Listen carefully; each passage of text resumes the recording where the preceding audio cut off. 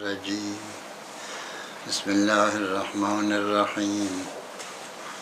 كان كلامنا في أنه يعتبر في استحباب حج السبي وصحته إذن وليه أو لا يعتبر ذلك. المعروف والمشهور بين الأصحاب اعتبار الإذن، وأن إذن الولي معتبر في استحباب حج السبي وصحته. بل ذكر صاحب الجواهر قدس الله نفسه أنه لا خلاف في المسألة، لا أنه مجرد أنه مشهور، بل لا خلاف في المسألة كأن إذن الولي معتبر. إذن الولي معتبر. وهل إذن الولي هل هو شرط للاستحباب دون المستحب، أو أنه شرط للاستحباب والمستحب معا؟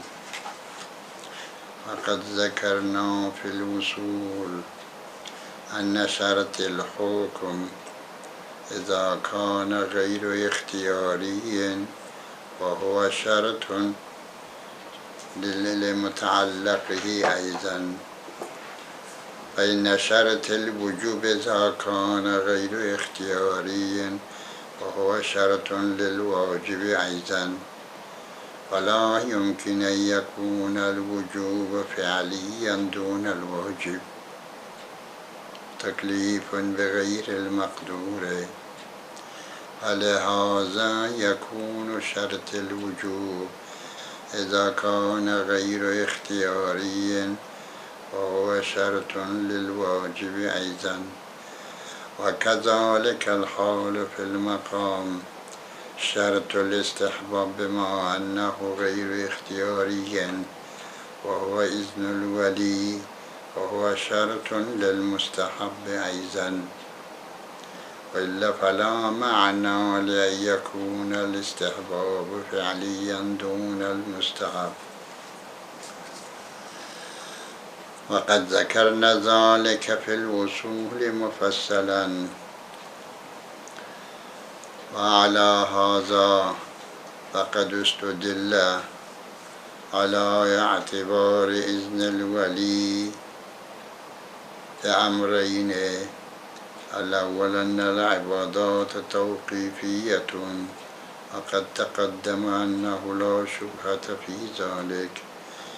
ومعنى توقيفية العبادة أن ثبوتها بحاجة إلى الدليل، ولا يمكن الحكم بأنه عبادة أو جزء من العبادة أو شرط منها أو مانع عنها بدون دليل. أيضا جزئية الصلاة من التكبيرة إلى التسليم ثبتت بالدليل. وأما عند الشك فالمرجع هو الأصل العملية، وإن كانت الشبهة قبل الفحص فالمرجع قاعدة الاشتغال، وإن كان الشبهة بعد الفحص فالمرجع صالة البراءة، لأن المقام دائر بين الأقل والأكثر الارتباطيين. فعلى ما ذكرنا أن العلم الإجمالي غير موجود، فهنا علم تفصيلي وشك بدوي، فالمرجع هو إصالة البراءة. نعم، ذهب جماعة إلى أن المرجع قاعدة الاشتغال، وبعضهم قد فصل بين قاعدة الاشتغال عقلا وبين إصالة البراءة شرعا. كما عن صاحب الكفاية قدس الله نفسه.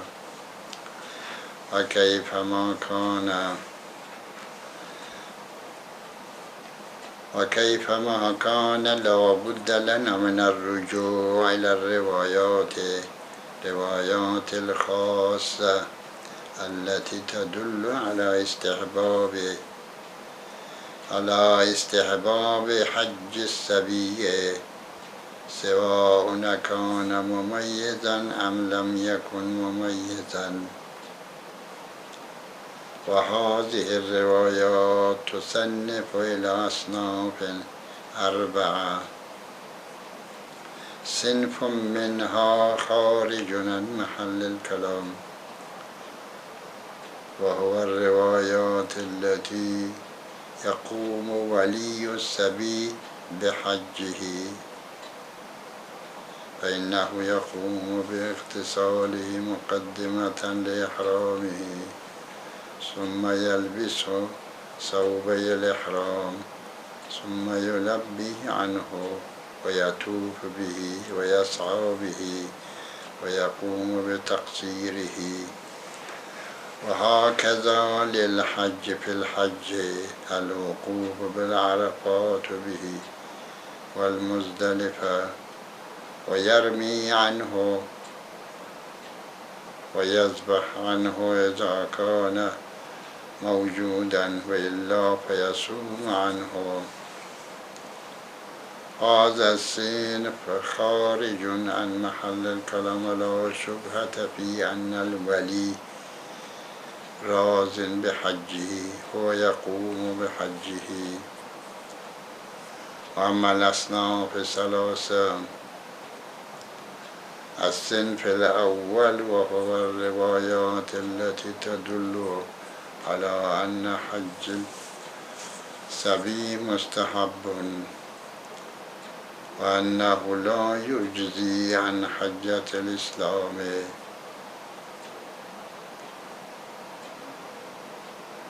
وهذه الروايات على قسمين: قسم منه يدل على أن حج السبي مستحب ولا يجزي عن حجة الإسلام، وقسم آخر يدل على أن حج السبي حجة الإسلام. حجة الإسلام يعني أنه مستحب ومحبوب، وحجة الإسلام بالنسبة إلى السبي حتى يكبر، حتى يبلغ، فإذا بلغ واستطاع فيحج، هذا حجه حجة الإسلام. فإذا حجة الإسلام للسبي، وهو لا يكفي عن حجة الإسلام للبالغ، فلكل منهما حجة الإسلام. أما القسم الأول فقد قيل بأن مدلول القسم الأول مدلولها الملازمة بين استحباب حج السبي وبين إجزائه أو عدم إجزائه عن حجة الإسلام. فإن حج السبي لو لم يكن مستحبا فلا معنى للملازمة، فإذا كان مستحبا فعندئذ هل هذه الملازمة ثابتة أو لا؟ فهذا القسم يدل على ثبوت الملازمة بالمطابقة، وأن حج السبي لا يجزي عن حجة الإسلام. وبالالتزام يدل على أن حج السبي مستحب، فإذا هذا القسم لا يدل على حج السبي، على استحباب حج السبي بالمطابقة وبالاستقلال، بل يدل عليه بالالتزام، وإلا بالاستقلال والمطابق يدل على الملازمة، ويدل بالالتزام على استحباب حج السبيل. هذه الدلالة الالتزامية لا إطلاق لها.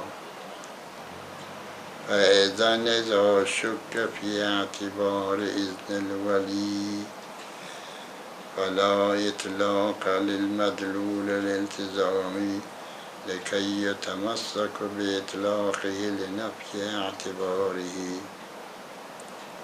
فإذا لا إطلاق له. ولكن هذا البيان غير صحيح، فإن هذه الروايات، هذا القسم من الروايات له مدلولان مستقلان. المدلول الأول استحباب حج السبيل، يدل بالمطابقة على استحباب حج السبيل، ويدل بدلالة أخرى على أنه لا يجزي عن حجة الإسلام. وهنا مدلولان مطابقيان. مدلول الأول مدلول مطابقي وهو استحباب حج السبيل، والمدلول الثاني أيضا مدلول مطابقي وهو عدم إجزائه عن حجة الإسلام. أيضا لا مانع من إطلاق ما دل على استحباب حج السبيل، لأن الظاهر أن المولى فيه مقام البيان، لأن كل كلام صادر عن المولى ظاهر في أنه في مقام البيان، حمله على الإجمال والإهمال بحاجة إلى قرينة. فإذن ظاهره أنه فيه مقام البيان، فإذا كان في مقام البيان ولم ينسب قرينة على تقييد زائد، ومقتضى الإطلاق عدم اعتباره، فإذا مقدمات الإطلاق متوفرة، فإن الاستحباب تعلق بطبيعي الحج. هذه مقدمة أولى. المقدمة الثانية كون المولى فيه مقام البيان، كون المتكلم فيه مقام البيان. المقدمة الثالثة عدم نسب قرينة على الخلاف. فهذه المقدمات الثلاث موجودة في المقام، عندئذ إذا شك في اعتبار إذن المولى إذن الولي فلا مانع من التمسك بالإطلاق لنفي اعتباره. وأما القسم الثاني فهو أوضح من ذلك، فله مدلولان. الأول المدلول المطابقي وهو أن حج السبي حجة الإسلام للسبي. الثاني أن حجة الإسلام للبالغ والكبير غير حجة الإسلام للصغير. وهنا حجتان للإسلام، حجة الإسلام للصغير وحجة الإسلام للكبير. أيضا ما دل على أن حج السبي حجة الإسلام فله إطلاق، لأن الظاهر أن المولى في مقام البيان. كل متكلم إذا صدر منه كلام ظاهر في أنه في مقام البيان وحمله على الإجمال والإهمال بحاجة إلى قرينة، طالما تكن قرينة في البين، فالظاهر أنه في مقام البيان. وإذا لم ينسب قرينة على الخلاف انعقد الإطلاق، فعندئذ لا مانع من التمسك بالإطلاق لنفي اعتبار إذن الولي. فإذن في هذا القسم، في هذا الصنف من الروايات لا مانع من التمسك بالإطلاق لنفي اعتبار إذن الولي. وأما الروايات التي تدل على أن غير الولي يقوم بحج السبي كأمه، كما في بعض الروايات أن أم السبي هي تقوم بحجه بأعمال حجه من التلبية والغسل ولبس ثوبي الإحرام والطواف به وما شاكل ذلك. أو غير الأم كالأخ أو العم أو الخال أو ما شاكل ذلك، فإن هذه الروايات تدل على أن الأم تقوم بحجه.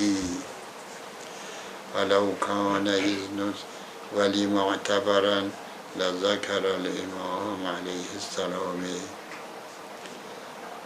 مع أنه لم يذكر، فإن الإمام عليه السلام في مقام البيان.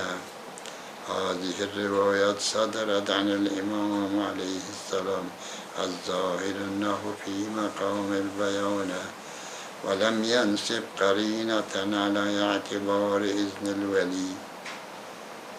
فإذن مقتضى إطلاق هذه الروايات عدم اعتبار إذن الولي، أو لا أقل سكوت الإمام عليه السلام. فالإمام عليه السلام بيّن أن أم السبي تقوم بحجه أو غير الأم يقوم بحجه، وسكت عن أن إذن الولي معتبر أو غير معتبر. فهذا السكوت يدل على عدم اعتبار إذن الولي، إذ لو كان معتبرا لم يسكت، لأن سكوته في مقام البيان. السكوت في مقام البيان يدل على عدم اعتبار شيء آخر.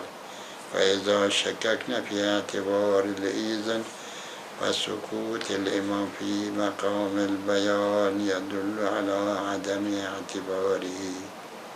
فإذن هذه الطائفة من الروايات أيضا تدل على عدم اعتبار إذن الولي في صحة حج السبي واستحبابه. الصنف الثالث الروايات